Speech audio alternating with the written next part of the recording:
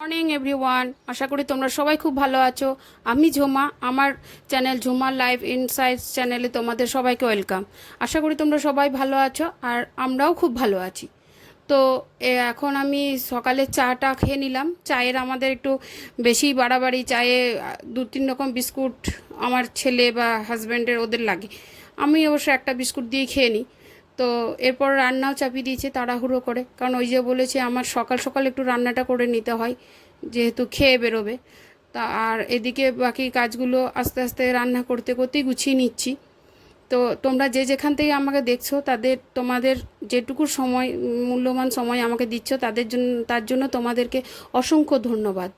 তোমাদের যদি এভাবে আমি সাথ পাই, যে কজনই আছো তারা যদি আস্তে আস্তে আমার সাথ দাও, আশা করি আমি অনেকটা এগিয়ে যাব।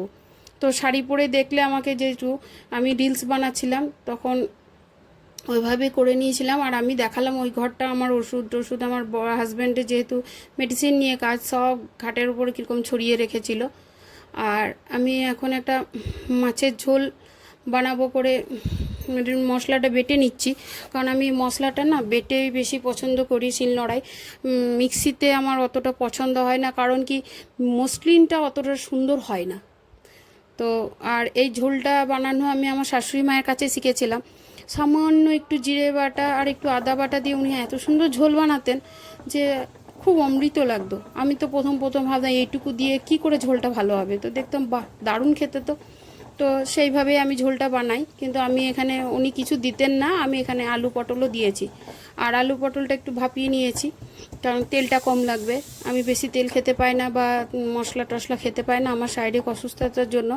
আমি একটা বছর টানা শুধু সেদ্ধ খেয়েই কাটিয়েছিলাম। অবশ্য তখন কিছু ডায়েট আর ওই সেদ্ধ খাওয়ার জন্য আমি মানে 2-3 মাসে 16 কিলো ওজন কমিয়ে নিয়েছিলাম। তো সেই হিসেবে আমি এখন একটু মেনটেন করেই চলি। ভয় লাগে যে বেশি তেল মশলা খেলে যদি আবার শারীরিক কোনো অসুস্থতা ধরা পড়ে যায়। তো মশলাটা কষা হয়ে গেছে, এবার জল দিয়ে দেবো। আর ওই পটল আলুগুলোকে একটু, যেহেতু ভাপিয়ে রেখেছিলাম নুন হলুদ দিয়ে, একটু ওর সঙ্গে ম্যাশ করে নিলাম। এবার জল দিয়ে মাছগুলোও ছেড়ে দেবো। এদিকে আমার রান্নাবান্না কাজবাজ অনেকটাই এগিয়ে গেছে তার সাথে।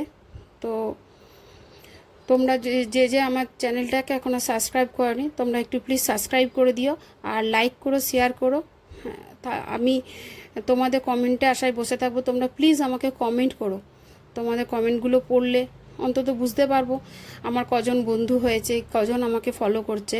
কারণ বন্ধুত্বের সম্পর্ক এমনই, ওটা কোনো ব্লাড রিলেটেড নয় বা কোনো চাপের সম্পর্ক নয়, ওটা মন থেকে হলেই কোথাও না কোথাও আমাদের মানসিকতা, আমাদের চিন্তাধারা বা আমাদের কাজকর্মের সমস্ত কিছু মিল থাকলেই আমাদের বন্ধুত্ব বাড়ে।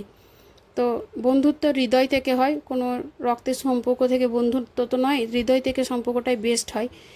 এদিকে আমার রান্নাও হয়ে গেছে, ভাত, ভেন্ডি ভাজা, লাই চিল্কা ভাজা, লাউ তরকারি, মাছের ঝোল, আর ডাল, আলু পোস্ত, ডিম সেদ্ধ। এগুলো আমার ছেলের, ও মাছ এই সবজি অত খেতে পছন্দ করে না, তার জন্য। আর এইদিকে সন্ধে হয়ে গেছে, দেখো এইদিকে আমার বাড়ির কী অবস্থা। ওখানে বাসনগুলো ধুয়েছিলাম, স্ল্যাপের মধ্যে সব রয়ে গেছে। রান্নাঘরে জামা কাপড় সব ঝিপ হয়ে আছে। যেহেতু দুপুরবেলায় আমি একটু হলেও শোই, কারণ আমার খুব মাথা যন্ত্রণা করে, মাইগ্রেনের সমস্যা আছে বলে। তো একটু শুয়েছিলাম, তখন কাজগুলো রয়ে গেছে। আর এখন আমি বাড়িতে একা আছি, ছেলে টিউশনে গেছে, হাজব্যান্ডও কাজে বেরিয়ে গেছে। তখন দেখলাম যে ভালোই হলো, তাহলে একা থাকলে দেখবে ঘরের কাজগুলো খুব সুন্দর করে গুছিয়ে নেওয়া যায়। আর বাড়িতে ওরা থাকলে খুব ডিস্টার্ব হয় কাজের, এটা ওটা করে। ওসব ভালো লাগে একা একা থাকার থেকে, ওরা থাকলে একটু মনটা ভালো লাগে, কিন্তু কাজগুলো খুব বেশ গুছিয়ে হয়ে যায়। তো আমি এই ফাঁকে, ওরা যেহেতু এখন 1-1.5 ঘন্টা নেই, আমি যতটা পারছি ঘরগুলো গুছিয়ে নেবো।